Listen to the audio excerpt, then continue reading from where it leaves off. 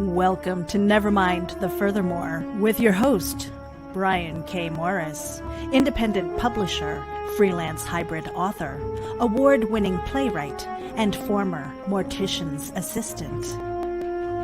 Beware, beware. That might not be a phone jingling in your pocket. Join the Nevermorians for morning mischief and madness at 10 a.m. Eastern, 9 Central. Your sense of humor is the only thing you need to wear.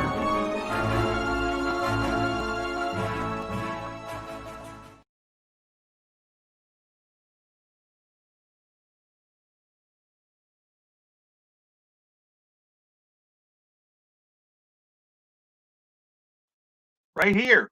Good morning, everyone. How the heck are you? Welcome to Nevermind the Furthermore for July 22nd, 2020.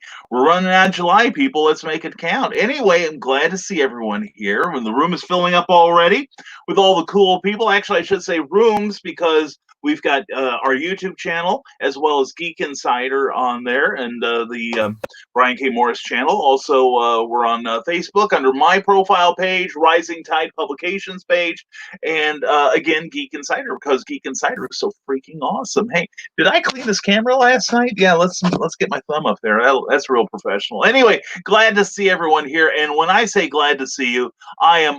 It's not just what you think it is. I am glad to see you. Meredith Logren, mwah.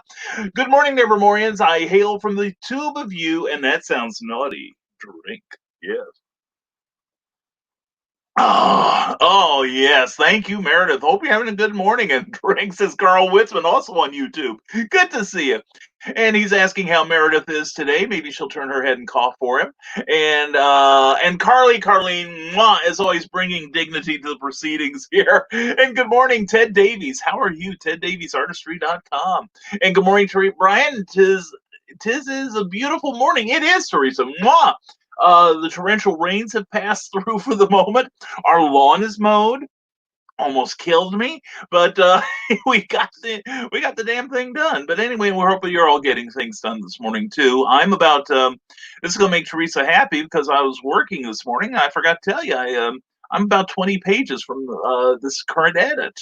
So Teresa's going to get her a book pretty soon. And there's Carleen there's Carly, says Carl Wisman, wondering where she is, and probably a good thing to keep an eye on her. Anyway, David Atkins, good morning to you, brother. Hello to all my favorite people. What, nothing for me? I have been listening to Christmas music because it makes me feel better than listening to the news. So what makes you feel better each day? Music does a lot for me, personally. I've got like two playlists on YouTube that if you go to my YouTube page, and please subscribe, that will help the algorithm so very much. And we had one person drop out of my subscription. So we need you to fill that page with love. Because God knows I need all the love I can get. And I just banged my knee on an open drawer. That shows what an idiot I am. Anyway, yeah, music pretty much does it for me. Good company. Like last week, Michaela Khan did a lot for me, and I've been talking to some other people. We're thinking social distancing be damned. We've pretty much been taking care of ourselves. So we may have to do some unsocial distancing, or undistancing, I should say. And speaking of which, we were talking about that last night with Kathy and Matthew Jackson, which please check out last night's clever title pending. It turned out to be a really wonderful show. Had a few sound issues, I think, but other than that, it was a really fun show. She's an inspirational author who writes all kinds of Christian stuff, and she has a couple books that got a little spice in them, if you know what I mean. And he is a very, very talented book designer, and he will be doing Aquatic when I finally get to that. But anyway, David, that's an excellent question. Thank you for sharing that with us. And let's zip down to the next comment from Carl Witzman on Facebook. Clever Title Pending was a good show last night. Everyone behaved very well, but it was still a good show. Yeah, come on, you people. You've got a reputation to live down to. But no, I think it was a very excellent show. And I've got to say, next week is going to be a barn burner too, because next week we're having the great Kadrosha Ona Carol. I'm finally learning to roll my R's a little so I can say her name properly, because she says it. And when she says it, she rolls her R's as per her Polish upbringing.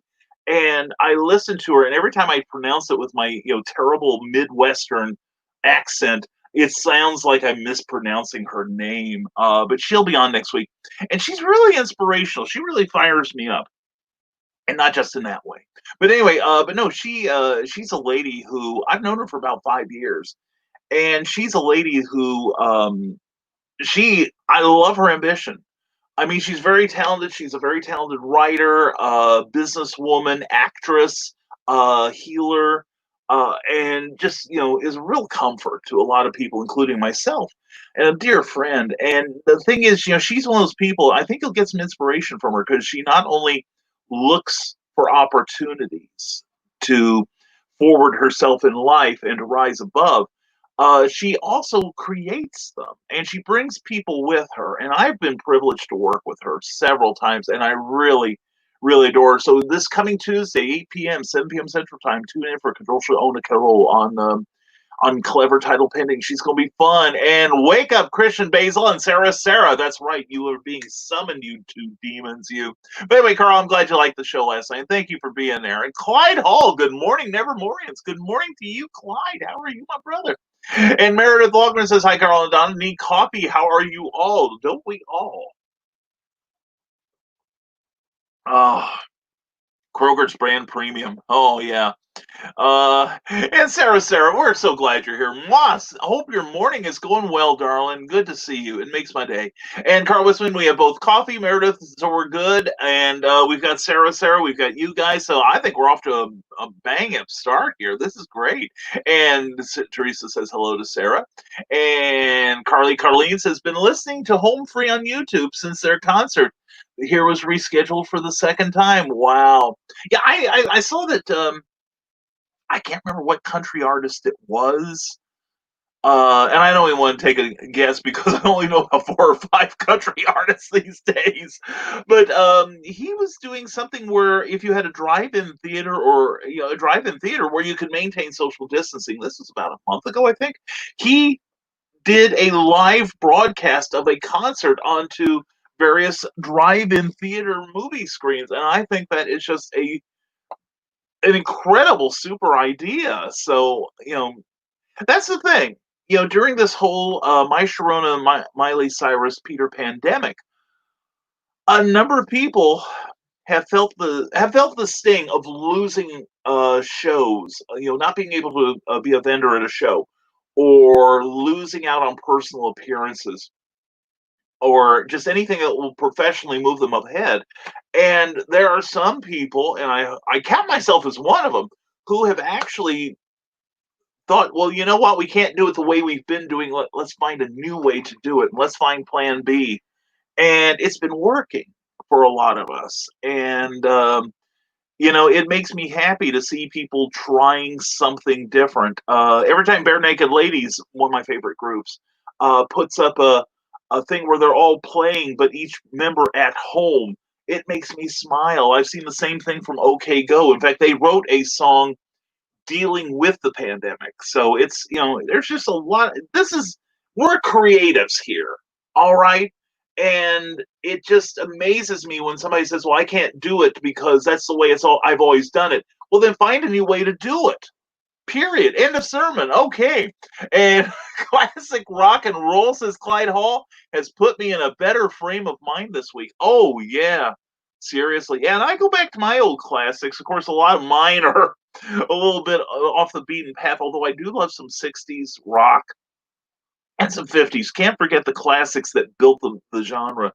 But I listen to a little bit of 70s, a lot of 80s and early 90s music. And it's funny how I can listen to something like Ultravox, which has a lot of very dour lyrics, but a lot of their music itself is upbeat. Or I'll listen to Squeeze. I love Squeeze.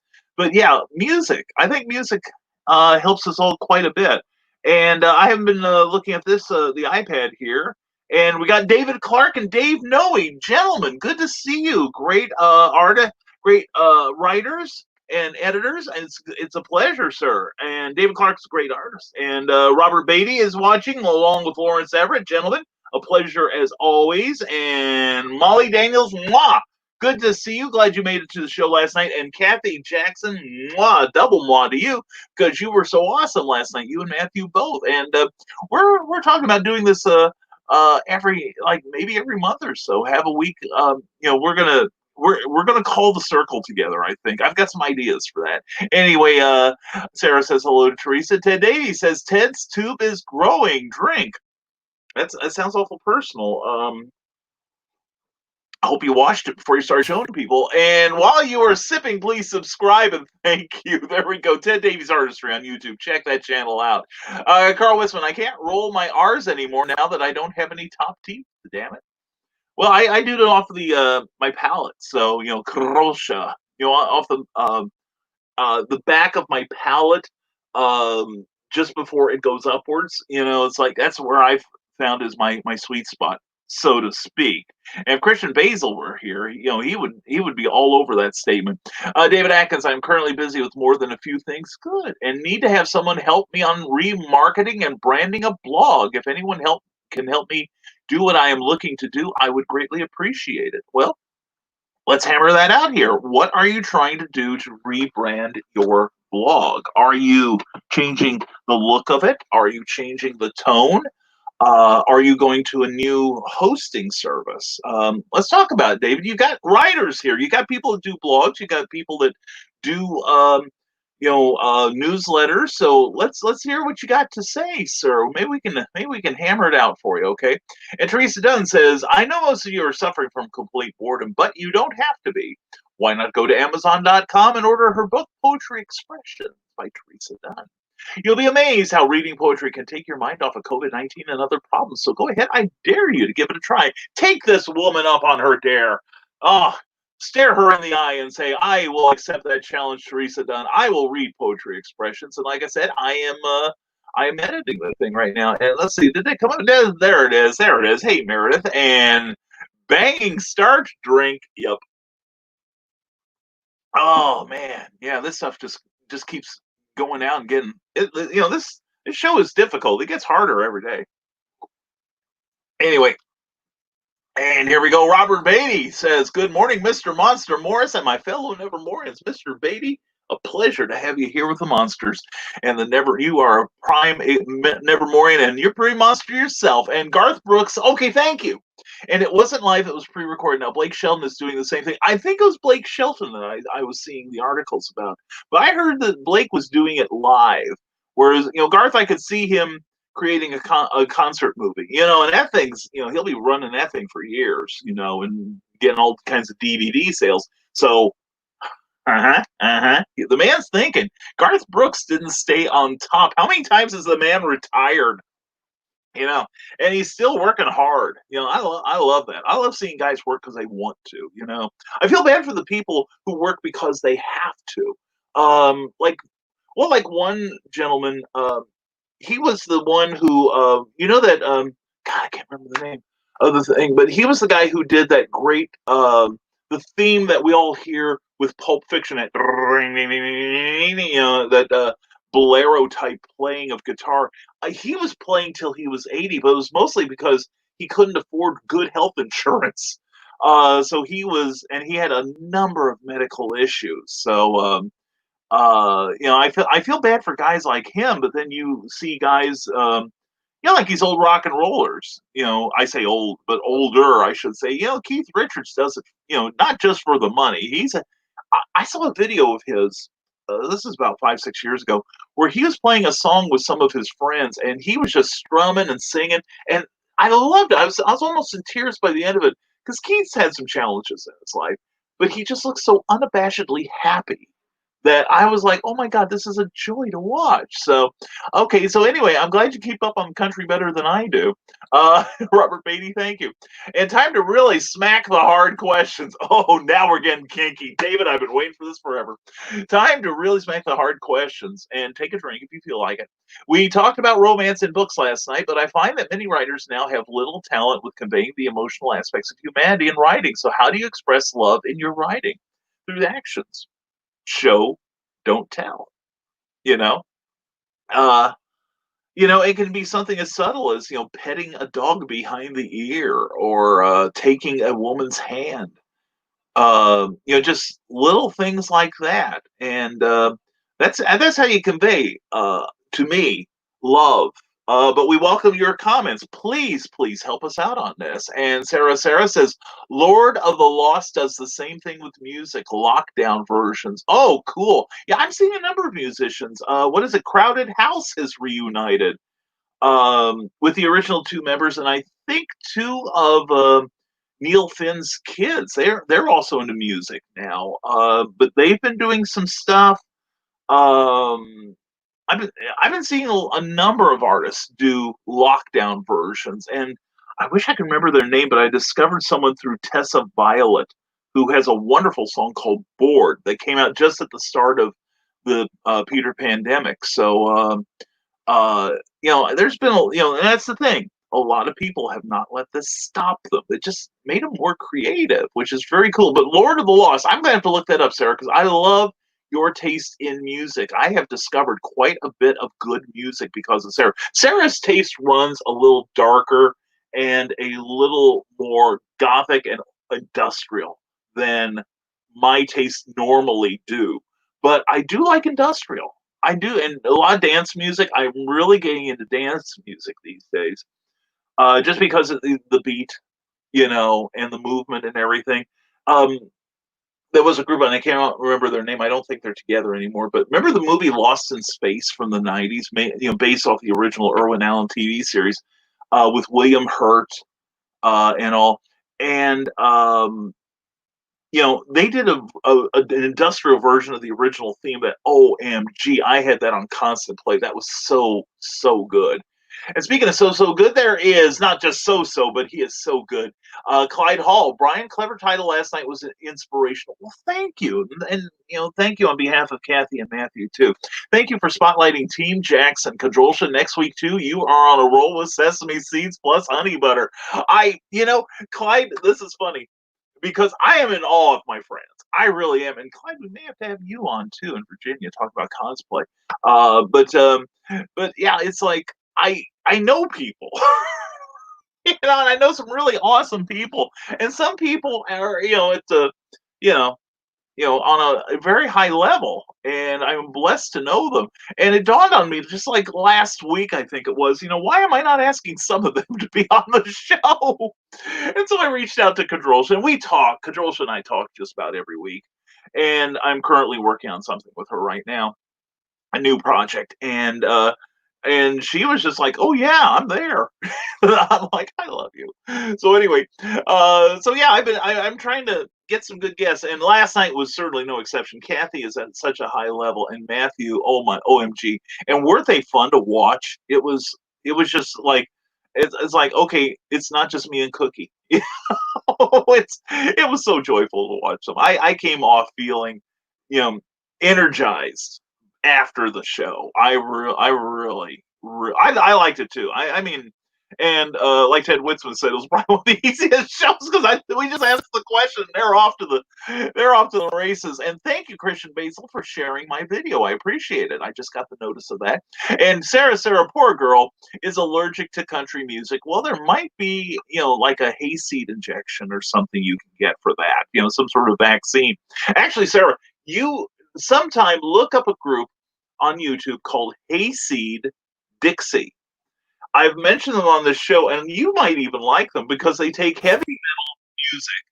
And Nick Tucker, thank you for sharing this video. Much appreciated. Please share this video where you can, because we're going to get some links in here that I think everybody will benefit from. And please don't forget to put your links for your business or your creative endeavors or your charity that you appreciate, or even like if you got a con coming up, please put that in. But anyway, Hasty Dixie, and the thing is, and Ted Davies, thank you for sharing this. And Robert Beatty, thank you so much for sharing this video. I appreciate it so very much. And the thing is, Hasty Dixie, the name Hasty Dixie is very close to AC/DC. They started out doing bluegrass, like classic bluegrass with banjos and fiddles and stuff, versions of AC/DC songs. And then they expanded into other groups, like they have a whole album of Kiss music. Also, they do some original compositions like "Poop in a Jar" that has to be heard to be believed, and they do offer "Poop in a Jar" on their website, although it's been out for years. But anyway, Sarah, that's my recommendation for you today. And there he is, Nick Talkert. So good to see you. Good morning, Nevermorians. Glad to see your smiling Fez. Well, the Fez is smiling because he sees you, Nick. Nick, how you doing, brother? Hope you are doing well today. Please put in links to your YouTube channel, your great fencing show, and all the other great works that you do. And Brian has ideas, says Carlene. Oh, yeah. And Willie Atkins, thank you, brother. Thank you for sharing this video. Much appreciated. And Rick Bradley has joined us. Thank you, Rick. And Christian, we see you here. Christian, it is always a delight to have you here, brother. The Legend of the Traveling TARDIS. Please check that show out. Great conversations. Loving it to death. And I got to be on it a few weeks ago. So, Lord, you can take me now. I'm done. Anyway, David Atkins says, love, friendship, companionship are all different, but many wish to push some emotions into a situation where it does not work. Castle and Mentalist were unrealistic relationships. I don't know. I never saw The Mentalist, but the Castle I watched a little bit of, and I didn't see it as any different than, say, the classic TV shows like Moonlighting, or any of them where there is supposed to be some sort of sexual friction between the two. I never got it with Nathan Fillion and his co-star, and it turns out in real life they weren't real fond of each other. That may have spilled over into the acting, but or like Remington Steele, whereas Remington Steele really took a nosedive after he and Laura Holt got together, but and I understand those two butted, the stars butted heads on there too.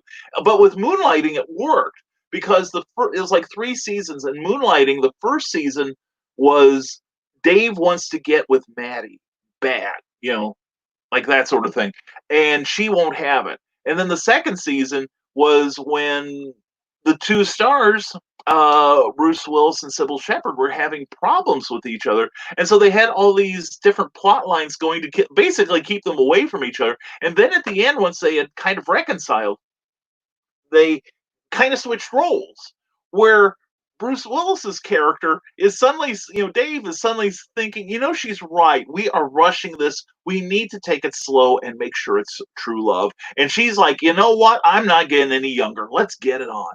So, that's a skillful use of the friction and the anticipation of what could come. But you're right, David. A lot of people, a lot of writers do try to shoehorn a lot of emotions into situations where they may not apply, and it's up to us to do it correctly. And Robert Beatty says, Sarah, I'm allergic to current country music, just isn't country anymore. Robert, I know what you mean. I was in a store yesterday, 2 stores, and they both were playing country artists that I recognize, contemporary country, but they sounded more like 80s electronic music. And I'm thinking, I'm enjoying this. I really like this, but it's not country.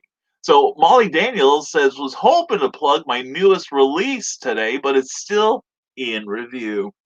Weird. Normally when I upload a manuscript, it only takes 1 day instead of the 3 the site states. Maybe the reviewers are caught up in the story. That's probably it, Molly, but still put in a link. If you've got, if you have any sort of link, pre-sales link, put that out here and let's see what we can do to get you a couple of extra viewers. But Carl Wisman says this can't be good. Well, actually, it's the same thing that KDP, Kindle Direct Publishing, where a lot of us do our publishing, has really gone downhill in the last 2 years. 3 years ago, I would have said it's the best. It's the best thing we independent publishers and writers could have, and now it's still the best, but that's not great.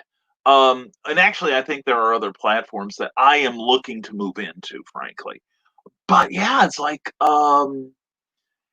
it's crazy that Kindle Direct has gone downhill in so many ways. Their cover printing has improved. I will say that, but their interiors are sometimes messed up. And they are calling for revisions in formatting that were okay months before. It's vexed Cookie sorely, shall we say. And it's just a mess, and that's why I'm looking at other platforms. Russell Allen, good to see you. Russ Explode, my man, good to see you. Travis Gibb, glad to see you too. Hope your morning's going well. And Rick Riley says, good morning, Nevermorians. Good morning to you, my friend. And speaking of my friend, there is Willie Atkins, brother. Good to see you. I am doing fantastic. I am having a super, super week. And I hope you are doing the same. And let's see, when did you start writing and what was your first published work? Willie, I was searching my memory files the other day, which is a pretty dangerous place to be. And I think my very first published writing, I think I was about 7 or 8. And this will mean something to Carl and Donna and no one else. Our local newspaper, the Georgetown News, was running articles from local school children, of which I was one. And I got a piece put in the commercial news, or not the commercial news, excuse me, the Georgetown News, which had a circulation of about 5.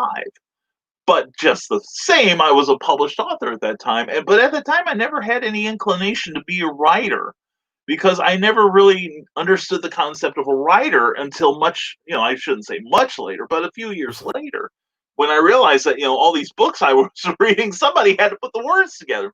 So that was my first published work. My first comics work came in about 1985, I think it was, when I was doing my own self-published comics with mimeograph machines, mini comics. And then I did it again in the around 91. Yeah, because we were still in our original apartment then. So I was doing it in 91 for almost a year. And then I started getting publishing. Then I started getting some of my writing in magazines like Hootopia, Knights at the Dinner Table, Hogan's Alley, Retrofan magazine, Back Issue magazine, the Jack Kirby Collector, and eventually this morphed into writing. And I had some short stories published in amateur publications here and there. But my first professional novel was Bloodshot, The Coldest Warrior from Kindle Worlds. And then my first paperback was Satisfying, or not Rebirth of the Champion. That's Volcana. Duh. We've been working on Volcana advertising this morning. Was Satisfying, the post-holiday Prometheus. So, Willie, thank you for asking that. That made me go down memory lane there, and I came back still with most of my parts on me. Thank you, Willie. And Willie, if you got anything to promote, brother, I do insist you do so. All right. And Kathy Jackson, who had some great things to say, please check out last night's clever title pending. It and she were fantastic, as is John B. Pica. Good to see you, citizen. Hope your morning's going well. Kathy Jackson says, how do you express love in your writing? Actions. Love isn't just about sex. It's not. Although it's a great bonus. That's true. And I've got my graphic here from last night. And so you have to watch the thing because all right. Anyway, back to Kathy. I'm sorry. Love isn't just about sex, but although it's a great bonus, love is the expression of the emotion we feel towards another person. I have a lot of excerpts from my books expressing love of characters differently. That's true, and Kathy is an expert at that. And she is the lady who seduced me, so to speak, into reading romance novels, and I'm liking a lot of them. It's really great. And speaking of really great, Rick Bradley is here, and he says, poor Marvin Carter. He just wanted to travel the country. Instead, he's running from trees that are wanting to rend his flesh, and an ancient spirit wanting to rend his mind. Pre-order the introduction to Rick Bradley's Eden Falls trilogy, Marvin's Night Out, right now on Amazon, and have it ready to read on July 31st. He will have the paperback out then, but right now you can pre-order his ebook. So please do so. And support a fellow Nevermorian because he's also fantastic. And Christian Basil, let the pervy begin. That's right. Christian is here. Christian is in the house. So let the pervization of this show commence. Glad to see you, Christian. Hope your morning's going well. Nick Tucker, Postmodern Jukebox has some occasional misses, but usually are just amazing. Oh, yeah. Yeah, two of my favorites right now are their version of Bye Bye Bye, as if it were done by the early Beach Boys. except the tambourine player annoys me to no end. He's, it's just like, no, you're not the focus, dude. You're not the focus. But the music is great, and I also like. I'm a big fan of Tears for Fears, and they do a beautiful version of uh, Mad World with Puddle's Pity Party, who I think is one of the greatest vocalists ever, and he's got such a magnificent baritone and so versatile. And it was a Haley Reinhart, I believe, from American Idol, and they are so much fun together. And they turn this very dour electronic song into a kind of fun dour song. So yeah, I love Postmodern Jukebox so much. Now, Meredith Logren says rejection hurts, especially when we need each other most.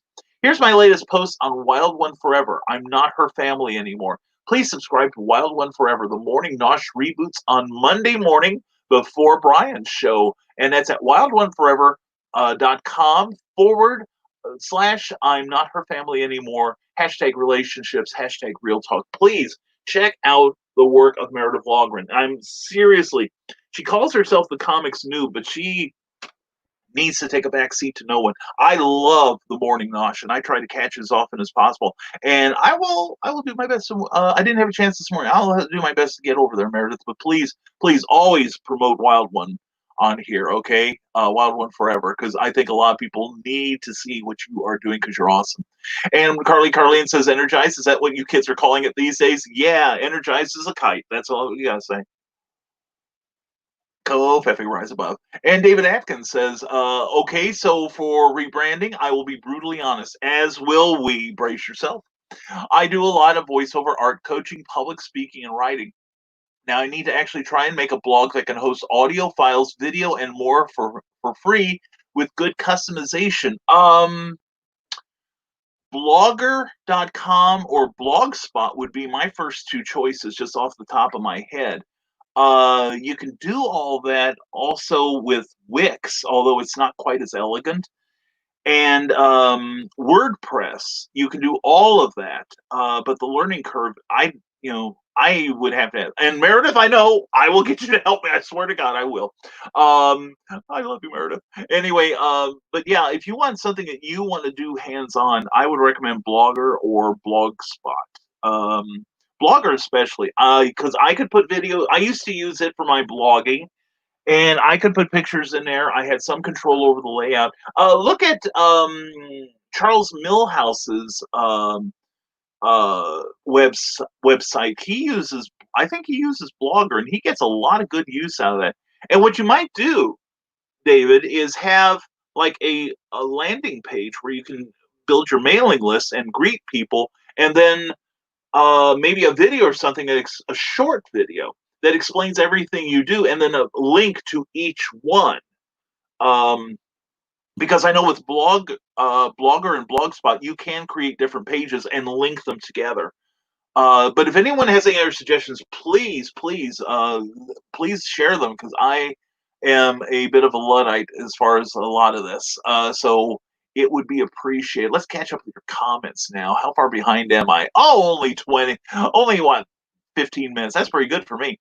Come and check out my Rick Bradley's author page at rbradley42 on Facebook, and he hopes to see you there because he posts funny things and updates to his upcoming projects. And his website is authorrickbradley.com. And Sarah says, Meredith Logren, check out 10 with a 2 by Kenny Chesney. You may not like country much, but this one may make you laugh. There's fun country music. Howie Odell has shared my video. Howie, thank you, brother. The Orion Effect. Check out that that good talking he does every week. He has a vlog and he's awesome. Thank you, sir. I appreciate it, Howie. And Molly Daniels says, as of today, our Watermelon Festival, August 7th, 8th, is still on. I'm planning to set up just to see A, how many Knox County residents venture out, and B, to be somewhere not home, at work, or dealing with family issues. I can see that. But back to Meredith real fast.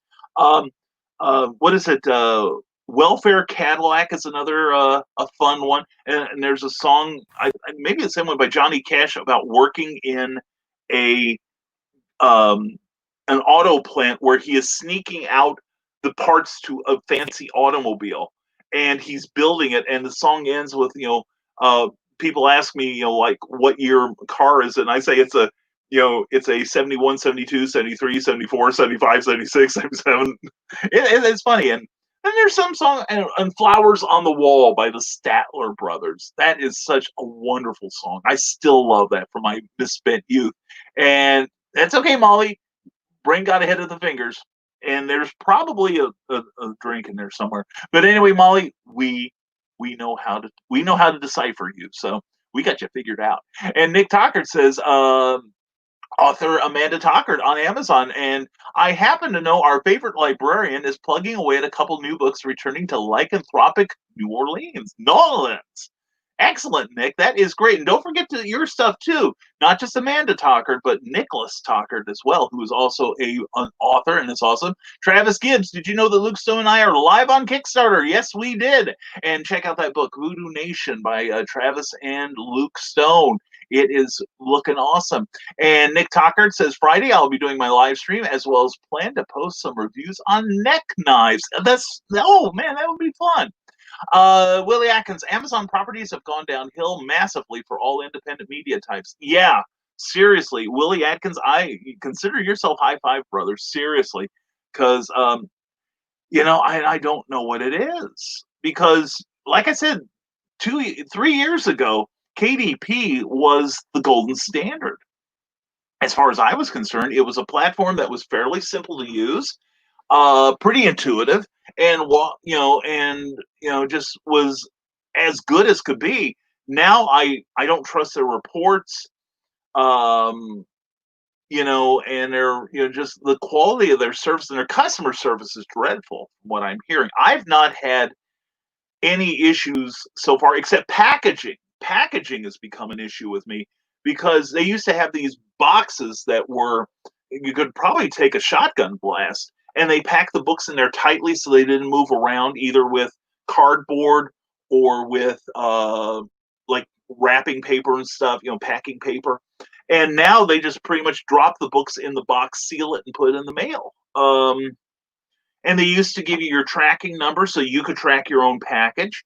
They don't do any of that anymore. I sometimes get notice. Well, actually, the last couple times I've had reorders from KDP. They have not even given me. They give me the original arrival date. Like when do you want your books to show up at this date, this date, this date? And most of the time, they don't tell me past that. And when I purchase my books, when I'm going to get the books, I don't get any updates on it. And so, yeah, I agree. Amazon. That's one of the reasons, Willie, I'm looking at other platforms to sell my books. And hopefully you'll find some place accommodating too. And good morning, Multiverse. Good morning, Citizen Pica. I hope your morning's going well. I signed up for your pages yesterday on YouTube. So, returning every favor I can. Molly Daniels, my gripe at the moment is the Kindle version.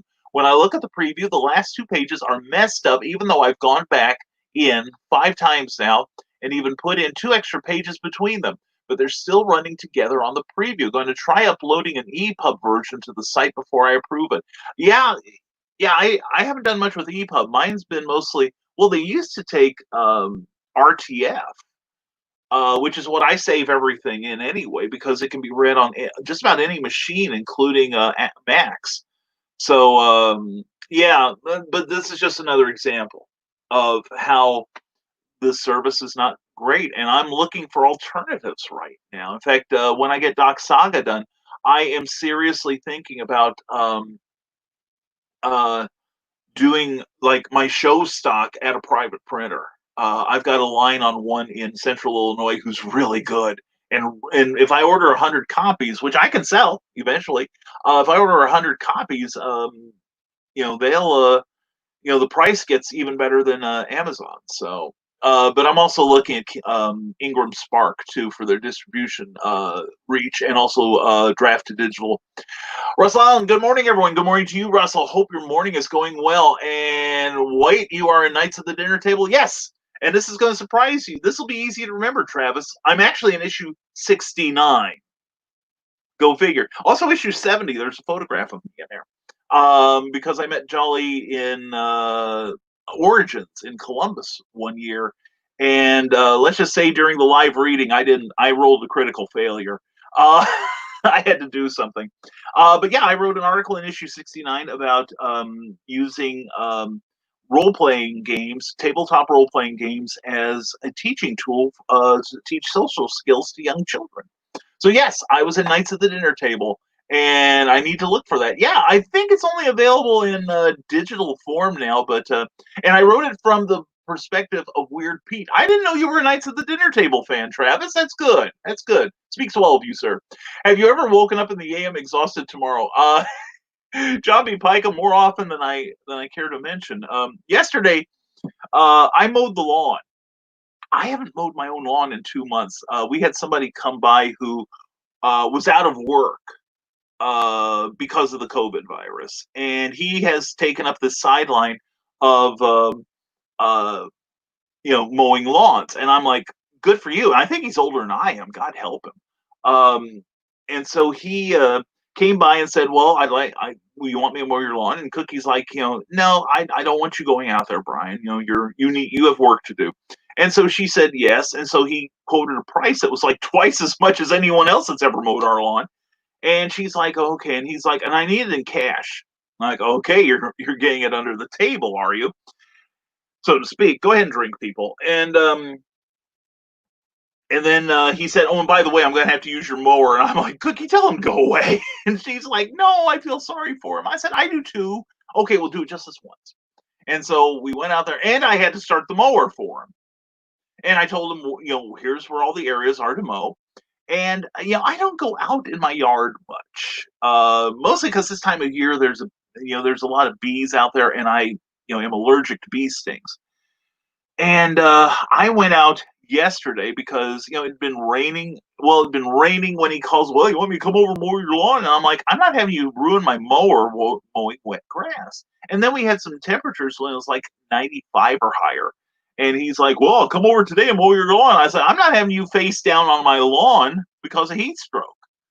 And I just won't live with that. I said, call me next week. And then I went out yesterday into the backyard, and I found all the places he hadn't mowed, and I was a little miffed. So I went out, I stayed outside, and I got the mower going, and I did it myself for the first time in 2 months, and I was hurting. By the time it was over, there's some muscles you gotta keep working, and mowing involves a lot of them. And so, like yesterday, I was living on ibuprofen and coffee most of the day. And so last night when I was interviewing Kathy and Matthew Jackson for Clever Title Pending, I was in a lot of pain. And I hopefully didn't show any of it. And I fell asleep. I mean, I barely remember lying down. I got ready for bed, lay down beside Cookie, and that's the last thing I remember till the little alarm went off. And I don't think I even rolled over during the middle of the night. I usually do. So stay in shape, people. That's it isn't just that rounds of shape. And good morning, Russell Allen, and good morning, Eric Hawkins. Good to see you, brother. Hope your morning's going well. John B. Pica says, so Brian asked me to write an article for the newsletter. Yes, I did. He asked for about 250 words. At 655 words, I realized I hadn't even introduced the topic. I hate you so much right now. I can live with your hatred, John. This is stretching your wings. And you say 250, but I gave you an upper limit too, dude. And I'm not counting your links, okay? So celebrate. Don't count your hyperlinks, all right? And if you want to have a section at the bottom of your essay for just your hyperlinks and telling people where you are, have at it, but don't count that in your word count, okay? So and you've got a week to do it. Quit your whining. Anyway, I say that because I owe Meredith a 250 word article like immediately. So yeah, I better work on that today. And David Atkins asks, can any writer here show a loving scene in one sentence of less than 20 words? Her tears were dried on his shoulder and he did not move, letting her emotions fully erupt without a word. A loving scene. After all they'd been through and the challenges they faced, he gently took her hand. Just off the top of my head, let's hear your versions, people. Let's give David something to work with here. And going back to your comments, scroll. And John B. Pica says, my cover of PMG and Puddle's cover of Royals. Yes. Oh, my God. Yes. Postmodern Jukebox and Puddle's cover of Royals. Oh, I like it better than the original. But I don't like it better than Weird Al Yankovic's. called Foil. And if you haven't seen that, that's music that'll make you smile too, because he discusses all the benefits of aluminum foil. And the second verse will take you by surprise, probably not much knowing it's Weird Al. And it's got a guest shot by Patton Oswalt in it, who I like a lot. And good morning, Brian says, Pops Van Zandt. Pops, it's great to see you here. Hope your morning's going well, my friend. And hashtag bring Cookie home and hashtag keep Cookie home. Robert, I love you, man. Thank you, brother, for that. And I may have some news about her next week. I haven't gotten her permission to give it yet. I've told a few people, but for wide dissemination, it's not available yet. But it's good news. It is very good news. And let's just say she's getting out of Cracker Barrel. But she's not coming home yet, unfortunately. Now, country music's Terry McBride, says Ted Davies, is a good friend of mine. Ooh, name dropper? You name dropper, you. You know, it's like I told Stan Lee one time. Never mind. Anyway, his band McBride and The Ride were huge in the 90s. Oh, yeah. He loves my book Retrieve so much that he gave me rights to the use of his logo on Archimedes' shirt in the comic. Be like Terry. So order your copy at Ted Davies Artistry. Shop there with Ted. All right. Very good, Ted. Very good. And way to know people. And John B. Pike and David Atkins, all of the suggestions from Brian on blogs is solid. Blogger, Blogspot, WordPress. Well, thank you. Thank you. Yeah, what is it? A broken clock is right twice a day. I went for 3. Yeehaw! Well, thank you, John. I appreciate the confirmation there. And Molly Daniels, Blogger is trying a new format. I don't like it, so I went back to the original until they forced the new one on me. Why do they keep fixing something that ain't broke? Hey, Zuckerberg, are you listening? Well, actually, Facebook is one of those things that's kind of broke, but every time they change it, it breaks it a little more, as far as I'm concerned. David Atkins says, currently I have 4 interviews and got more coming, and I need a blog to post it on. We are talking to some major names soon, along with posting my own art, book links, and merchandise. Yes, I have quite a lot that I do. Yes, you are the one, David. Very good, young man. And Kathy Jackson says, everyone is always welcome to join and promote what you love to do at Kathy Jackson's Books on Facebook. Please check that out. That is such a wonderful site, and that's a labor. I can tell it's a labor of love for Kathy. So put your book notices there. Put your creative endeavor things up there. So because she welcomes it, and I love reading it. That's a go-to place for me. And Tyrone Tony Reed Jr. is here, sir. Good to see you, my friend. Hope all is well. And Douglas Deck, good to see you as always. I'm way behind in greeting people. But please say something to me because I don't get noticed through StreamYard that you're here. And Mary Dumas, glad to see you. Hope your morning's going well. And but yeah, definitely check out Kathy Jackson's books. It is a great resource for all authors. And Javi Pica, if you want to create a blog that has a social media feeling, I like Tumblr. Yeah, Tumblr is not bad. But I know that I hear that the traffic is virtually gone now. They've taken out all the dirty stuff. So why am I going there? But no, it's a good idea, and I know you can put your videos and your music on there. So anyway, Molly Daniels, 7 Bridges Road by the Oak Ridge Boys. Oh yeah, forgot about that one. I love the Oak Ridge Boys anyway. They are great. Carl Witzman may have figured out why The Seduction of Lily Monroe isn't showing up in the search. I can get it there, but I had to verify my age to do it. Maybe it's listed as adult. Gee, you think a book with the word seduction in the title might be an adult book? Gosh, The Seduction of Tinky Winky. Are you an adult to read this? Well, that might be one where you do have to have notice. For The Seduction of Tinky Winky, it'd be probably like, are you 18 and have you lost your freaking mind? Anyway, okay, that makes sense then. And once you confirm that you are indeed 19 years old, can you find that book now? And that's something I think because of that law that was making all the Chicken Littles on YouTube wet their pants a year ago, basically having to do with verification of age of one's creative output. There were a bunch of YouTubers that YouTube, to protect itself, was saying, "Are you an adult channel?" And a lot of black hat YouTubers were very unhappy because they were getting huge views from kids and exploiting them. Like Jake Paul, who is probably one of the biggest wastes of DNA on the planet. He was actually training kids in his videos how to bother their parents to get them to buy his merchandise. So and I can understand protecting kids, and in fact, I'm all for it.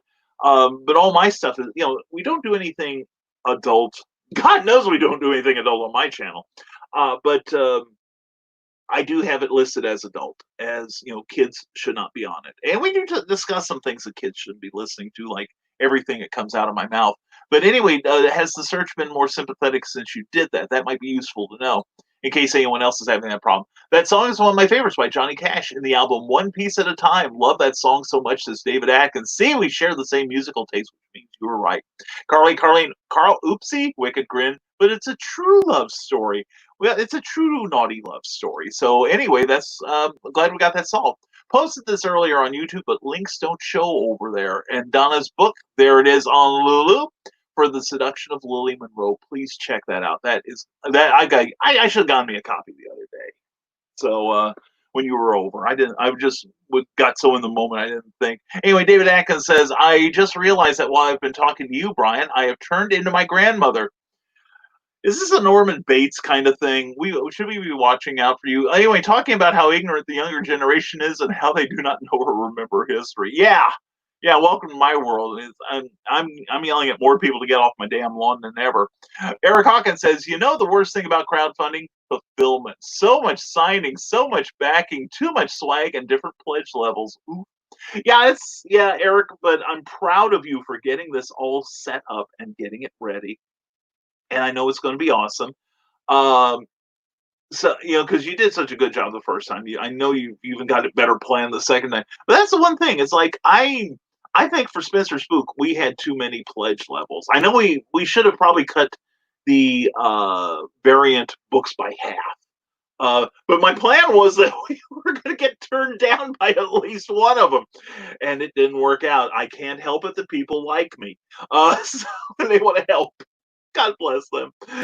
So anyway, crowd fulfillment. But here's the thing, Eric. At least you're doing it. There's a number of people that don't do it, and people remember both. All right. And Carl Witzman said, should have had Michaela do your lawn while she was in town. Lucky lawn. And anyway, we got a whole bunch of people I want to talk to. Let's get to them. And my copy better have a personal message, and that spine better be licked, says Rick Bradley. Okay, Eric, for Rick Bradley, you need to make that one soggy book. I want it swimming in your saliva when he gets it. Success can suck as much as failure, huh, Eric, says Carl Witzman. Yeah, and what is it from the movie Head from the Monkees? The tragedy of your times, my young friends, is that you may get exactly what you want.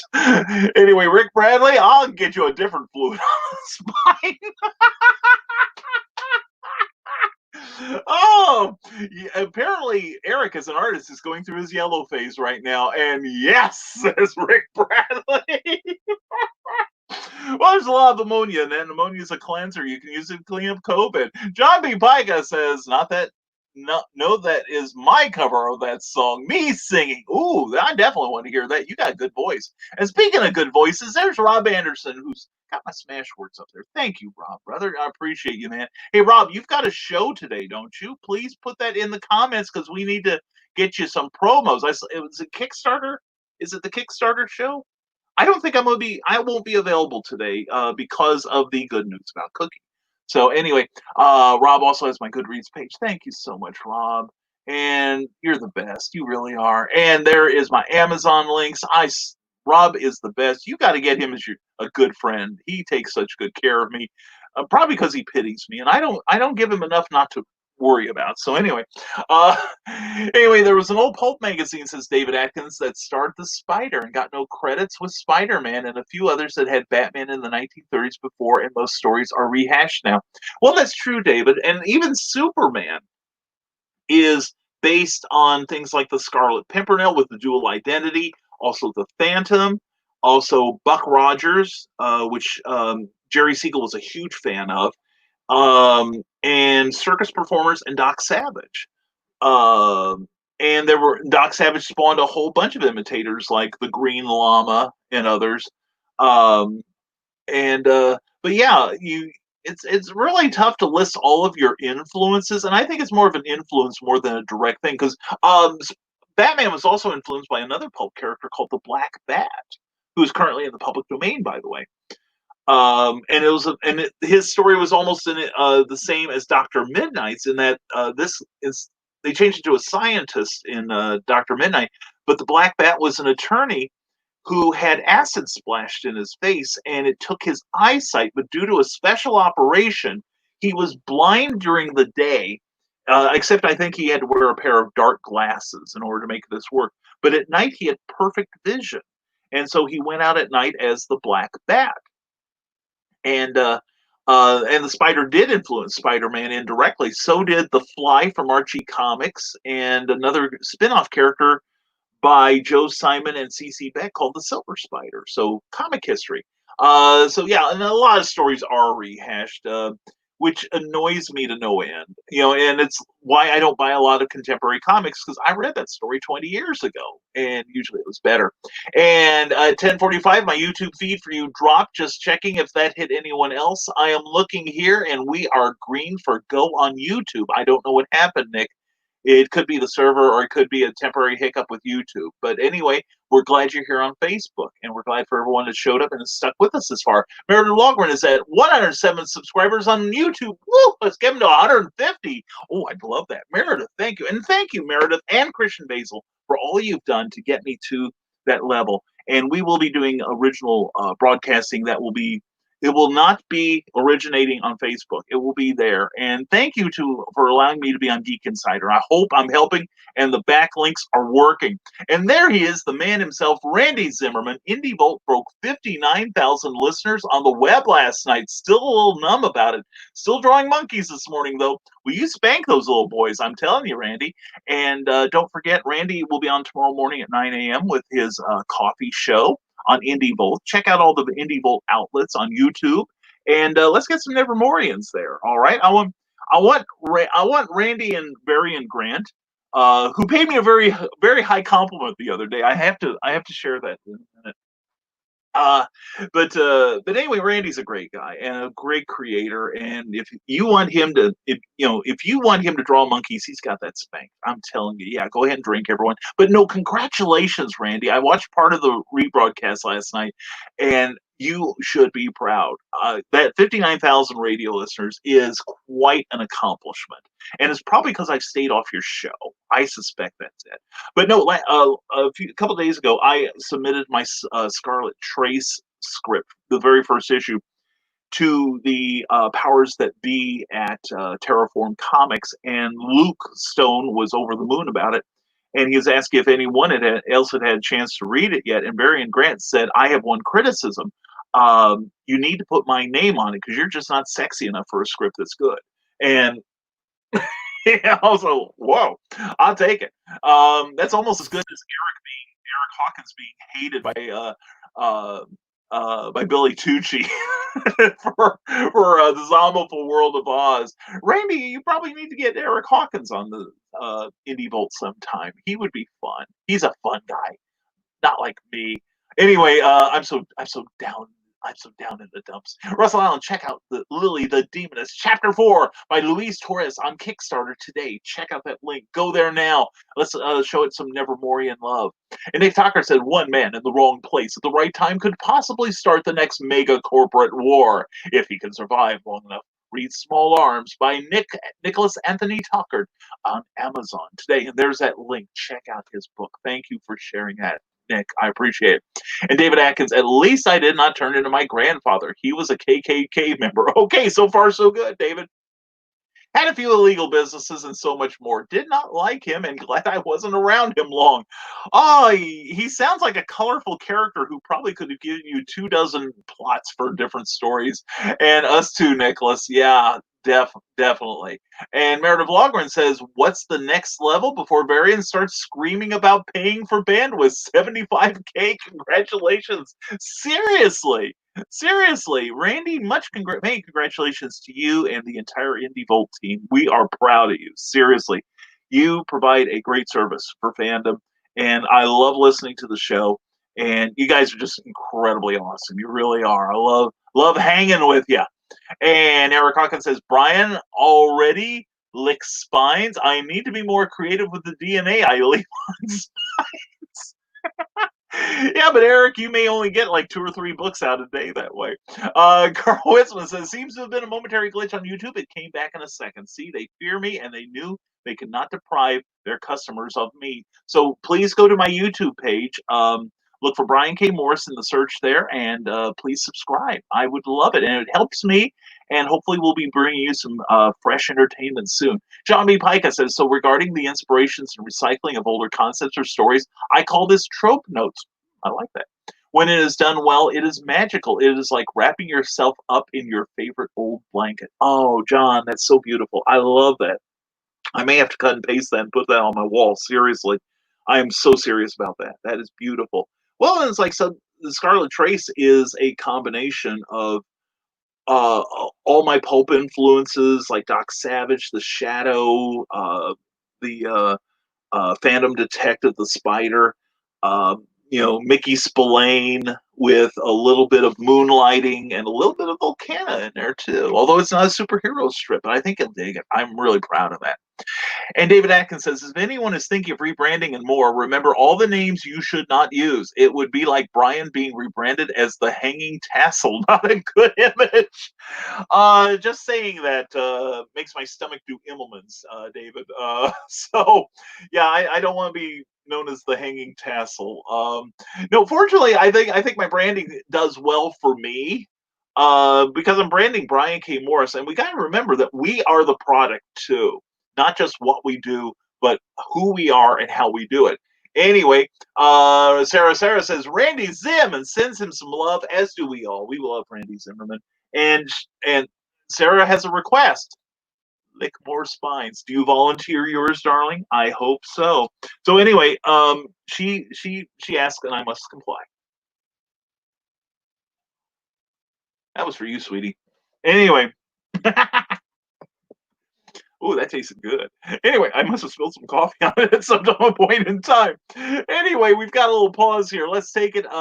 And again, we want to thank YouTube and Facebook, and we want to thank everyone that's listening to us on iHeartRadio, as well as Rising Tide Publications and the Geek Insider Network, and Terraform Comics, and everything we do, and we appreciate it. Please put in your links for everything you do that's creative. No charge. We love to spread the word about you. But right now, let's take a pause for the cause. We don't talk about these guys enough, and we should. So here's the dulcet tones of Mr. Carl Witzman. If you love comic books, you'll love comicspriceguide.com, the world's largest comic book price guide. Basic membership is free, and you'll have access to an amazing message board with a fantastic community of your fellow collectors.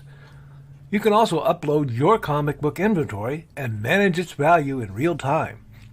Learn more about your favorite comics with their database of over 950,000 comics. And it's a great place to sell, buy, or trade comics. So celebrate being a geek and sign up for comicspriceguide.com today. Looking for highly entertaining pop culture podcasts with high production values? Then check out the Journey into Comics podcast network at journeyintocomics.com. Nate Phillips and his crew deliver an amazing variety of downloadable podcasts on a variety of pop culture subjects, from comic books to entertaining with friends, from Doctor Who to professional wrestling. If you have a geek interest, the Journey into Comics podcast network is made just for you. For a complete downloadable selection of their shows, go to journeyintocomics.com. You can also subscribe on Apple Podcasts, Google Play, Spotify, Podbean, and Stitcher Radio. So, for an incredible selection of pop culture podcasts that consistently deliver insight and humor, check out journeyintocomics.com today. And thank you, Carl Witzman, for that great ad there. I appreciate it. And did Sarah like it? I I'd say so. John B. Pica says, my whole Decalverse series is amalgams of those classic pulp tropes too. I internally seek to create the proper trope notes to give my readers a familiar but new experience. Now that's the key, I think, John. I think you hit it again. When we borrow from our mental and emotional and cultural resources to create new art, um, that's very useful to, I think, to give your audience a taste of what inspired you, but in a fresh and more contemporary way. It's something I do when I try to write other characters, and like my Scarlet Trace is kind of like that too, because the pacing is very much contemporary. We don't have the luxury of being able to draw like a whole bunch of panels on a page, so I'm making it as simple for my artists as possible. We don't use the 9 panel grid like Watchmen, but we might one day when it calls for it. But yeah, and I will say that I wrote a book early last year, featuring an update of a classic pulp character. And my goal was to take the elements that worked from the original, but I wanted the pacing and the structure to be more like a 70s action novel, like a Mac Bolan or a Remo Williams, but still palatable for a contemporary audience, like 50 years after the fact. I think I succeeded. But hopefully we'll find out later this year. And it's with another publisher, so I really don't want to say anything more about it until the contracts are signed. But we will be teasing you with that and mentioning more as the time comes along. David Atkins says, now I can't forget that one brand name now. The Hanging Tassel should be a bar in a criminal central area. I should probably steal it for my next Volcana novel. But I would give you full credit. I wouldn't give you any money, but I'd give you full credit. Carl Wisman, dang it, watching this show on 2 monitors, and I saw part of that lick on both of them. Oh, I'm sure you can unsee that, Carl. Anyway, Russell Allen says, check out A Teddy Bear Tale Awakenings, ending soon on Kickstarter. Definitely check out what Russell Allen's doing. That looks so good, man. Seriously, please give it some support, and serves you right, Carl, says Carlene. We gave you enough time to avert your gaze, dude. And Randy Zimmerman says, Meredith Logren, Indie Volt's next bandwidth limit is 60K. Happy problems, hashtag happy problems. We're actually looking at doing a pledge cast and quick. Okay, yeah. Varian better get a paper route or something, to save up for that next level of bandwidth. Holy cow, hell of a problem to have, right, Randy? It's like I tell people, I'm busy as hell because I'm doing work not just for myself but for other people. But then I remember, like 8 years ago, nobody cared who I was. Nobody wanted to work. Nobody would want to work with me then. And now I've become the writing, editing, and broadcasting darling of all media somehow. And the writing will always come first, but still, I do dig broadcasting, and I will show up on Indie Bolt one of these days, just so Varian will save some bandwidth. Uh, so anyway, but no, that's a great, that success brings problems, but sometimes those problems are so fantastic to have, and it beats not being wanted, right? Am I right, Randy? Randy's put in a lot of time in independent comics, and I'm sure Randy remembers the day when nobody gave a damn whether he was such a great artist and writer and all-around production person. Nobody cared about that, but he proved himself, and now he is. Every time I see him on Indie Volt, he's down there hunkered over his drawing board. So he must be doing something correct. And hello, you're in my pocket, says Michaela Jade. Christian Basil, are you listening, sir? This will make your morning as it does mine. And we're glad you're here, Michaela. Mom, the spirit of Michaela Khan lives on. And Carl Witzman, I heard you cackling all the way over on this side of the house. And cackling, says Donna Carlene. Oh, we're about to see a fight here. This is going to be good. And Nick, actually, it'll be brief because I know Donna. Anyway, Nick Tucker says, an open question. How do you authors pull yourselves into a more disciplined functioning when the funks hit? I want everyone to answer this who works with creativity. Randy, I'd like to hear from you too on this, because you've been in the pro ranks a lot longer than most of us. myself, I force myself to do something anyway. I let the funk run the course of the worst. And I talk to Cookie. I keep forgetting to reach out to you guys. Such is the nature of my depression. But I work through it. I get through it, and I force myself to work despite the funk. And then I will either get it out of my system by distraction, or something will happen, like I'll find a new song on YouTube, or I'll read a comic that just sings to my heart, and or I'll have something like Michaela Khan. I think Michaela Khan did us all a world of good. Michaela, Carl, can I get an amen on that? And Carl Wisman says, crap, have to hide now. You can run, Carl, but you cannot hide. I don't care how big your house is. But anyway, Nick, that's how I do it. And I would really love for everyone to weigh in. How do you get past when you start singing your own blues, how do you change the tune? And Rick Bradley says, I've been looking over some public domain characters and I found a couple I really like. I'm going to have to use them soon. If you want to check with me and make sure they're in public domain, because sometimes there are public domain characters that the trademarks are still active, and that just takes a little extra caution. For instance, you know, I've been saying for years I'm not going to use Son of Vulcan, but there's been some research that I think it is in the public domain. But we may have a Son of Vulcan book coming up. And Carl, you're welcome, says Sarah. Oh, you little imp, you. And Carl, Donna, and Sarah, we have to plan something in September. We have to have SarahCon. We have to have SarahCon. And Carl Wisman says, you'll pay, Sarah. Oh, yes. Not if Donna gets you first. Anyway, Amy Hale is here. Mwah! Good morning, Amy. How are you, darling? AuthorAmyHale.com. Author Amy Hale on Facebook. Also, Amy Hale's Angels. Check out her work. She is awesome. And I love you. I hope you're doing well. Good morning, Amy, says Rick Bradley for us all. David Atkins, sorry I can't stay. I have to get things together for a film round table today. You poor man. Apparently, the film industry is coming back into play. 3 films are being filmed in North Carolina. That's very cool. Yeah, I saw this morning that the new Batman movie with Robert Pattinson has resumed production. A number of them have, and I saw an article.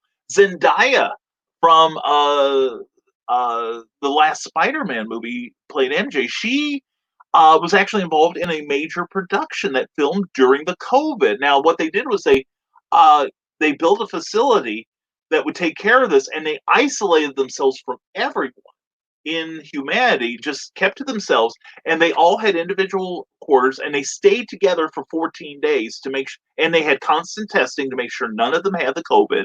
And then once that was done, they did their filming on this script, and then as they were done, people, of course, were released with NDAs abounding, I'm sure.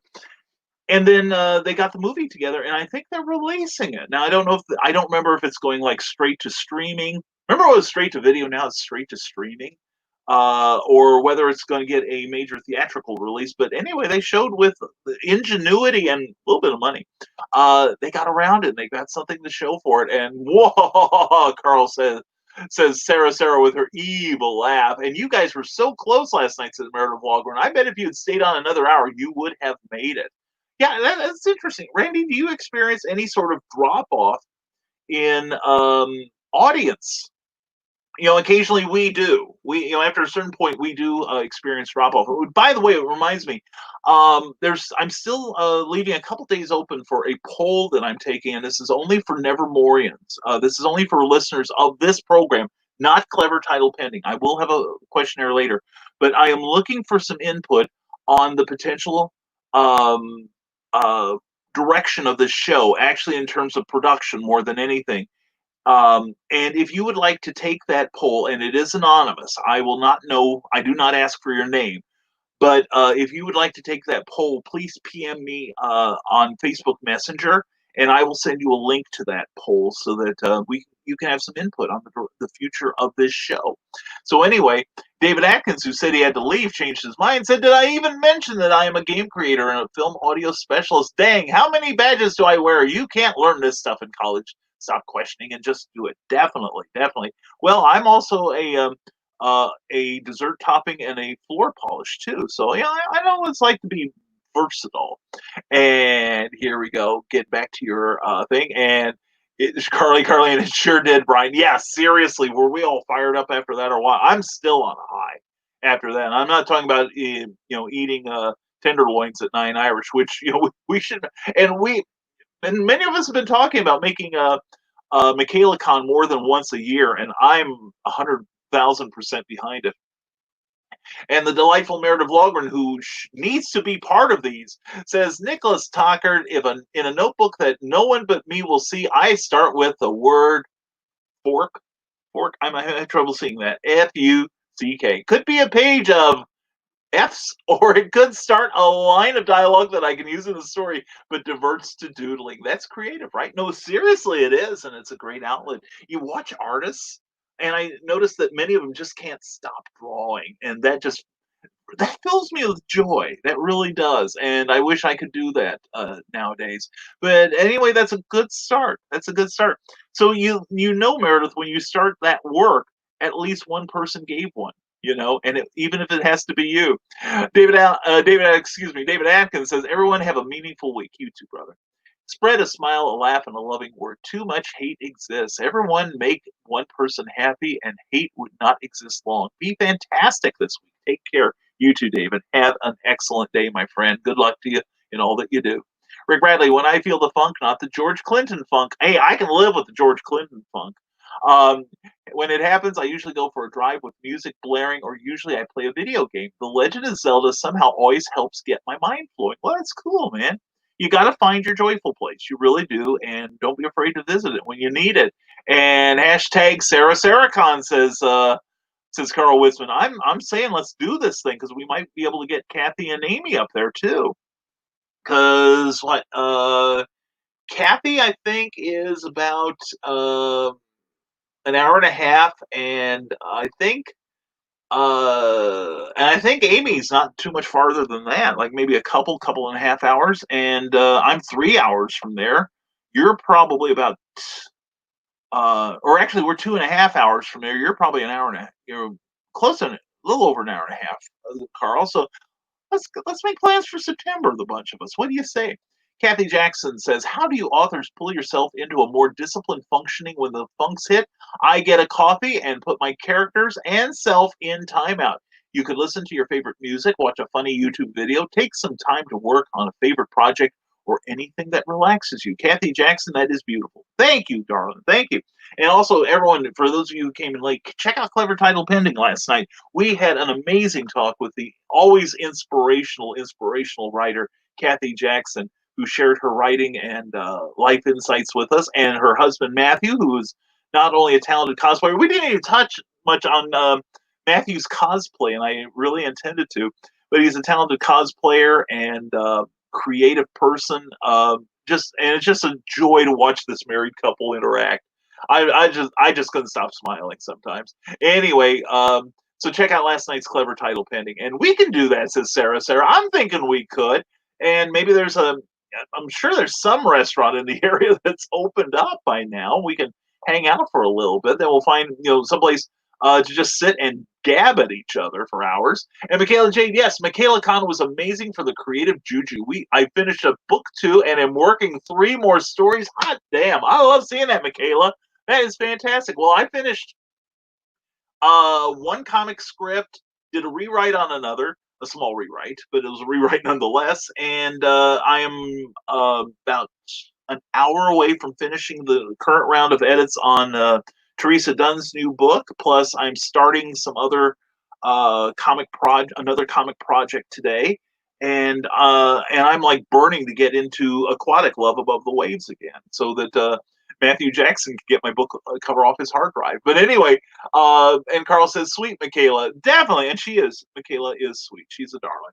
And Carl Wisman says we are only an hour and a half away from Mantu because we don't have to cross the Indiana date line. Yeah, that's true. That's true. I do have to cross that thing, so it's like 2.5 hours to get there, 3.5 hours to get home. And John B. Pike, I got to run, insurance to write, and nursing home business to attend. Well, John B. Pike, have a splendid and successful day, sir. I hope that you all falls in your favor. And And let's see, getting back here. Okay, yes, definitely. We have a comment from the one, the only Randy Zimmerman. Beating funks is easy when you're doing what you love. Me, I keep a collection of thank you notes nearby to read, mostly from my cartooning students to remind me to stay positive. Randy, that is fantastic. That is great. I love reading that. And Michaela Jade says, as to getting out of the funk, meet up with friends no matter how far you have to drive. Seriously. Love that. Love you too. That was such a day. And I think I'm going to be, I can see a day when I'm like in a bed somewhere, not my own, and I'm like, can't remember who I am anymore, but I'll be reliving that day. And Randy Zimmerman continues, it's all a ramp up on Indie Volt. We stop now at 2 hours because YouTube has been really funky lately, shaving us down to a 2 hour mark, usually off the start of the cast. Okay, yeah. Well, I'm getting at too, mostly on Facebook. I and I know that YouTube rewards long flow content, long form content is what I meant to say. But it doesn't want you to make it too long. And what is it? The other day, or no, this is several months ago, I saw that somebody had planted a camera in their backyard and had taken like a 24-hour picture of the sky. It's a video that actually takes 24 hours, and it's a loop. So if you've got nothing at all to do and nothing at all to watch, I've got a recommendation for you. So, but yeah, and one of the questions I was asking on my poll for Nevermind the Furthermore is, should we stick to a closing time?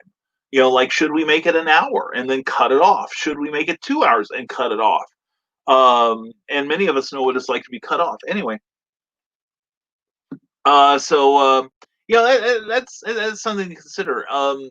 And you have to take into account the platform, like StreamYard. For Rob Anderson, he said that StreamYard gets a little funky for him after 1 hour. So I've not had that much. I've had remarkably few problems with StreamYard. Of course, I have the lovely and delightful Meredith Logren helping me every step of the way because I am so inept. Anyway, but okay, I can see that, and it's tough to keep a 2 hour limit once you get the conversation going. Am I right, Randy? But anyway, let's move on. That's a good observation. Thank you so much, Randy. I appreciate you sharing that. I really do. And Carlene says, yeah, just because we can't have Silcon doesn't mean we can't have SarahCon. I agree.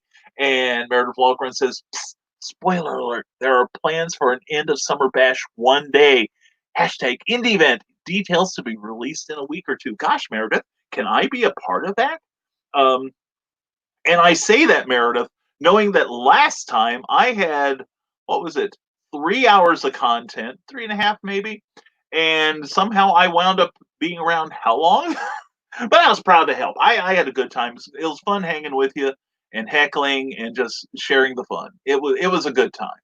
And Carl Wisman says we are only one half. Okay, because you don't have to drive the Indiana Dateline. We got that. And John B. Pica says before he leaves, Kathy Jackson, that is part of my article I'm writing for Brian. Okay, have a great day. And John, I'm double excited to get that article from you now. And if anyone here would like to write an article about 250 to 300 words, not counting your internet links, please contact me because I do a monthly newsletter.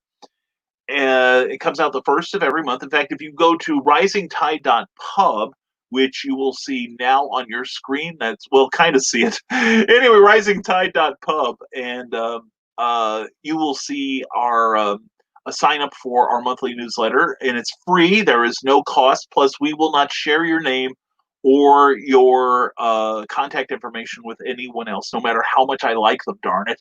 So anyway, Carlene says, I finished a few Sailor Jerry and Rums. That counts. Well, I agree. That should count. And good morning to Alan Roderick. Good morning. Good to see you, Alan. Don't see enough on here. Please put in links. Love seeing you, man. And long and slow, says Carl Witzman. And long blow drinks, is kind of Carlene. I could drown on here. And there's Action Toy Comics. Hey, everyone. Hey, Action Toy. How are you? His friends call him Action. I'm glad to see you here. And I hope all is going well for you. And Kathy Jackson, awesome, John B. Pike. I have a great day. I agree. And Sarah says, yes, drink. Hysterical that the drinking game came over here from Carl's show. Not that I had anything to do with that. Oh, no, not you. Never you. You are as pure as the driven slush, Sarah. And Carl Witzman replies with, sure, Sarah, sure. And Sarah says, innocent smile, Carl. I don't know that Carl has an innocent smile. But anyway, it's nice of you to ask about that. So anyway, here we are about an hour and a half in, and you're probably thinking this show's got to end sometime. Please God, let it end. But anyway, I'll need something to read, something cheerful, something to brighten my day.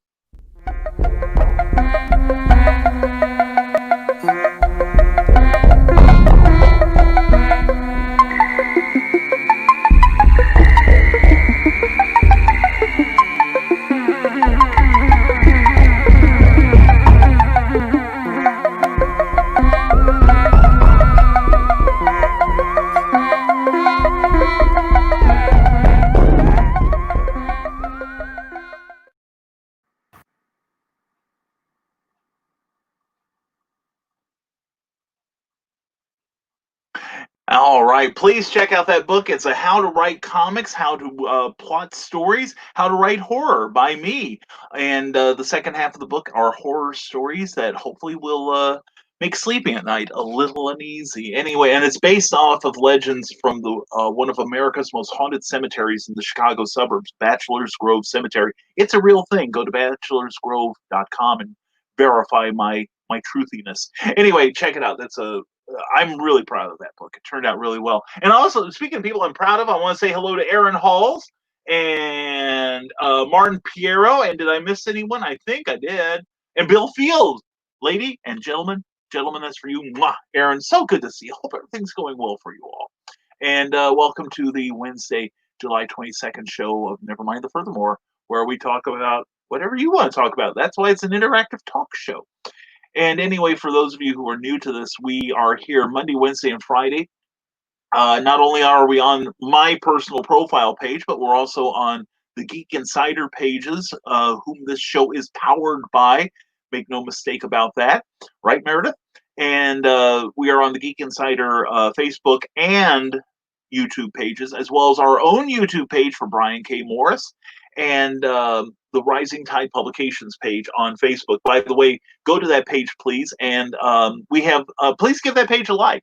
We have new content 3 or 4 times a day. Cookie, my darling wife, Cookie, curates that page now, and she's doing a hell of a good job. I frequently post on there too. And if you're an Evermorean, you are welcome to post on there. You're a creative endeavor, and just keep it clean.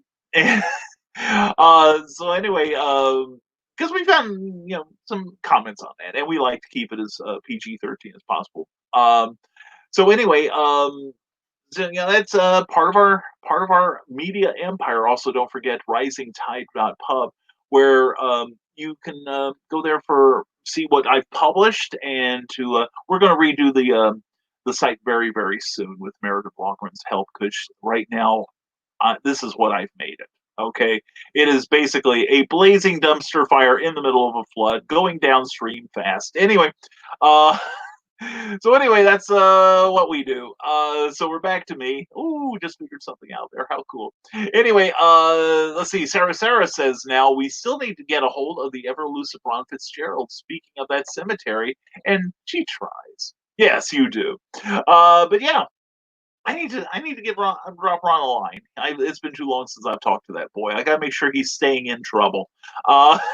Ron Fitzgerald, by the way, if you don't know who that is, Master Ron Fitzgerald is an incredibly good illusionist out of the Chicago area, and he is the master of dark, sticky magic. And if you wonder what that is, check out his YouTube channel. He is really fantastic. And speaking of really fantastic, I think everyone here has probably got things to do that are incredible. And I really appreciate all of you showing up on this cloudy Wednesday morning and making my day a little brighter, at least. And I hope you all have a fantastic day. And to everyone who I have not said hello to, I apologize, but I'm mostly using StreamYard these days, and it does not tell me when anyone arrives. So I love saying hello to you. And even then, Facebook does not always tell me. And YouTube doesn't tell me at all. So I definitely want you to say hello to me so I can say hello to you. I don't want you to think I'm ignoring you. And Ted Davies says, have a great day, all. Ted Davies Artistry. You do the same, brother. Hope it is a fantastic one. And Christian Basil says, I'm back. And I say, you can't threaten us like that, Christian. Also, check out on Facebook, Christian Basil's The Legend of the Traveling TARDIS. Plus, he has some knockout celebrity interviews. Holy cats, he's getting some names, people. I'm telling you, names. And Rick Bradley says, everyone take care and stay creative. You too, Rick. Always looking forward to great things from you. And yeah, we'll have to include you in Sarah Khan too, because you're not far. So you're far out, but you're not far.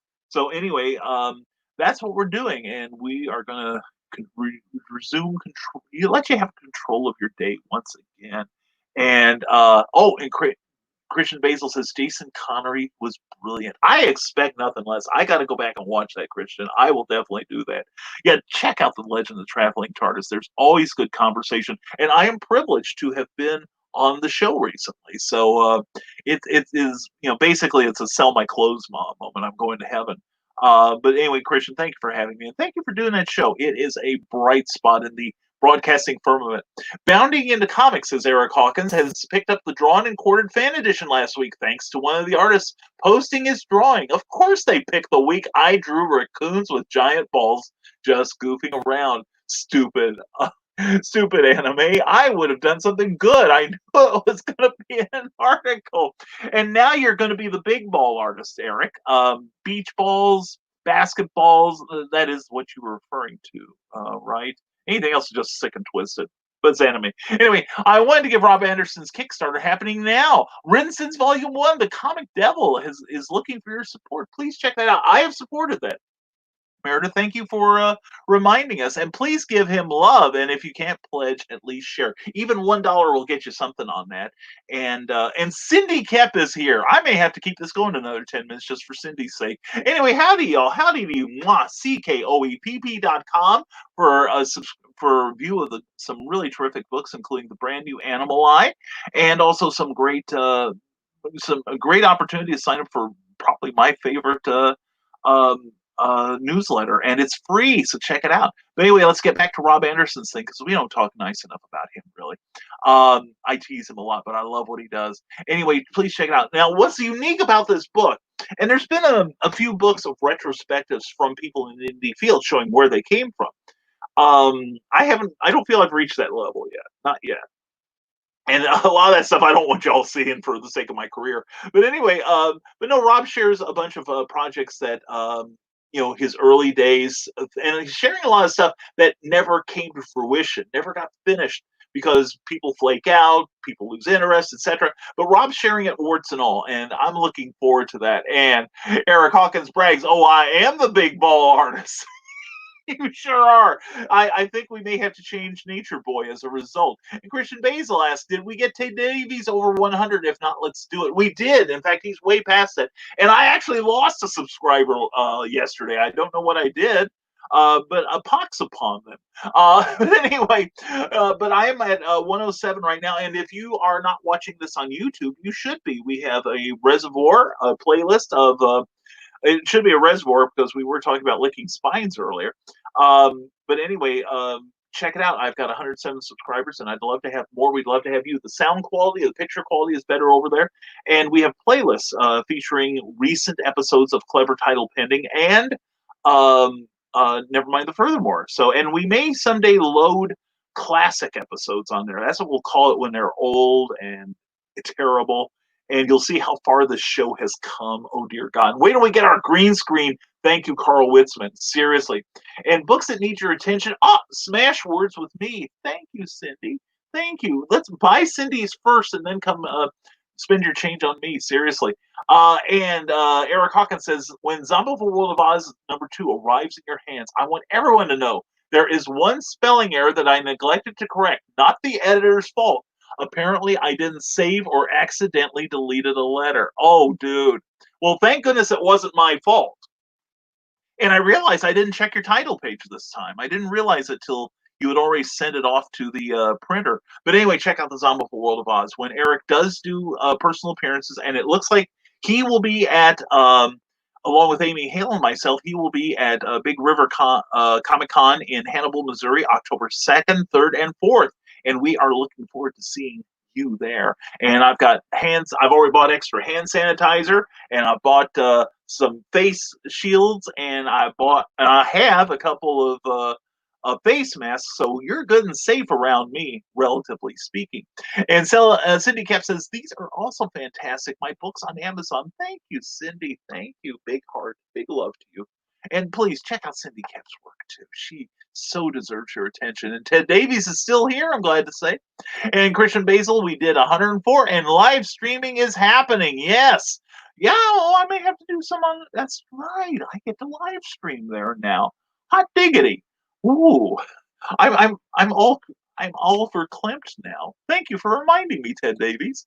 And Christian Basil says, I proved that Jason Connery was a Time Lord yesterday. If anyone has seen the series of Robin of Sherwood, he is the second Robin after the first is killed off. Yeah. Interesting. Maybe he's an alternate version of you know who. And Cindy Cap says, and then sign up for Rising Tides newsletter. Much fun for all. Almost as much fun as Cindy Cap's. Please give Cindy Cap some love. She more than deserves it. And oh, what have I done, says Carl Witzman. You'll find out. Anyway, probably too late. And then go check out Sarnart 76. Very much vintage cartooniness. Yeah, Bill isn't here this morning. I haven't seen him. Hope he's doing well. But check out Sarnart 76, where the artwork of Bill Sarn keeps everything old, new again. And thanks again, everyone. Ted Davies, you deserve it, man. Nothing but the best and the brightest here, and hope for continued success to you, my brother. And confess, Carl, what have you done? Actually, Sarah, the more pertinent question is probably, what haven't you done, Carl? And why haven't you been caught yet? So Cindy Cap says, hashtag bring cookie home. Thank you, Cindy. Thank you so much on that. And hopefully we can get you to be a full-time creator too. That would be so cool. And Carl Wisman says, I took a green screen to Brian. Oh, what have I done? Yes, and I'm already planning on where I can hang it in here. And still be able to take it down if we want to use the old set. But I've got some ideas for that green screen, most of which will involve me wearing a different shirt some days. Eric Hawkins says, I will be at the Big River Comic Con in the Pope Mobile from the 80s with a little slot cut out to hand books to the people. That's keeping it safe. And Sarah mocks us with her laughter. And Eric Hawkins says, the world misspelled is can. How embarrassing. The C is missing. I didn't do it. And Eric has vouched for me. Yay. Your editorship was good on my side. I did my best, man. But at least you didn't do like one publisher I've worked with who had me proof something, and I'm like, it was only the cover, and I said, yeah, this is beautiful. Or actually, I said, no, it is. You need to do this and this, and he said, okay, I'll take care of it, and he did. And then proceeded to put in 2 other errors, but he didn't run them by me. And then I said, you made 2 more errors. And he goes, yeah, I'll fix it on the next print. And he never has. And that's one of the numerous reasons I don't work for that company anymore, despite what they say. And Cindy Cap says, Bill Sarnes and Matt Ostrom's artwork got lots of favorable attention last Sunday. Yes, they deserve it. Good for you. Amy Hale says, looking forward to seeing everyone at Big River Comic Con. That's right. Amy Hale will be one of the guests, as will I. Eric Hawkins will be there. And anyone who is cool who can get there will be there. So please come see us. We look forward to seeing you. And it will be my next show appearance. Christian Basil says, I purchased my ticket to Sarah Con, but I don't understand. The con is a month long and takes place in a dungeon. Is that right? Yes, it is. But we also provide protection for your mouth, so that your spittle does not attack others. It's kind of a ball, but you can still breathe through it. You won't have to worry if you have asthma. It's great. Eric Hawkins says, well, I don't check to see if the editor missed it or not. I am just taking the blame. Maybe I should go back to the editing notes. Yeah, do that. Because chances are, something like that I probably caught. You may not have sent a corrected version. So that is my excuse. And if it's in your editor's notes, I will claim that you changed them because I edited my editor's notes. Anyway, As Eric and I play that game again. Anyway, we want to thank everyone who's watching us on the rerun, and we want to thank everyone who's listening to us on iHeartRadio. That's right, your stupid comments and mine are going to iHeartRadio, where they will rest forever, as a testament to the de-evolution of society. But anyway, but no, seriously, you guys are great. You guys are so much fun. And I think we are going to call it from this point on, because I need more coffee. Like a junkie needs a fix, which I am, but it's for caffeine. But anyway, thank you all for being here. I appreciate the heck out of each and every one of you. And hope you all have a fantastic day. And hope you can help make someone else's day a little bit better too. So at this time, let's see, do we have one more comment? Let's see if we'll take it. And yeah, Carl says it for me. Bye, everyone. Bye, everyone. And we hope you have a fantastic day. Love you all. You can all make this a wonderful show. Hope you all have a fantastically creative day. Hope you have your own little MichaelaCon in your mind. And let's start working on SarahCon. Let's start these little meetings across the country. You know, things are starting to lighten up. And hopefully we can all start getting together once we take precautions there. And thanks, Brian. Randy Zimmerman. Randy, brother, it is so good to see you here. Thank you for being here. And again, congratulations on 59,000 listeners at Indie Volt. Everyone, please check out Indie Volt on YouTube, on Facebook, everywhere but your fillings. And I think if Varian would just spring for that extra bandwidth, we could probably be on your fillings too, and your braces. And anyway, y'all have fun. I'll pester you tomorrow. Or the day after. Yeah, come on here tomorrow. You're gonna be lonely, Cindy, but Cindy, you're never a pester. You are a blessing. It's what you are, darling. You have a great day, and I'm happy we were able to be here in real time with you. I feel bad most days when you come on here and then you have like a limited break, and then by the time I get to you, you're already gone. So and Cindy said, "Don't you talk about getting to me." Anyway, I'm probably getting to her, but not in that positive way. But anyway, thank you for being here, hon. Anyway, please don't forget that the Rising Tide page. And yes, have a great day, everyone. You too, Amy. Mwah, love you. And we'll talk to you soon. So yeah, please check out what we do on let's see.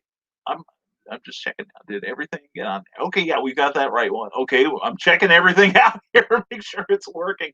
Oh, what does this do? Oh, okay. Now I like this one better. Yeah, we just never bothered to do that. And Meredith is going, it's been up there how long, you idiot? And you're just now noticing. Yeah, pretty much. Anyway, and we've got, we can do this. Oh, but then it's hid. Anyway, doesn't matter. I don't know what I did. Oh, there we go. Okay, we'll just take that down for now.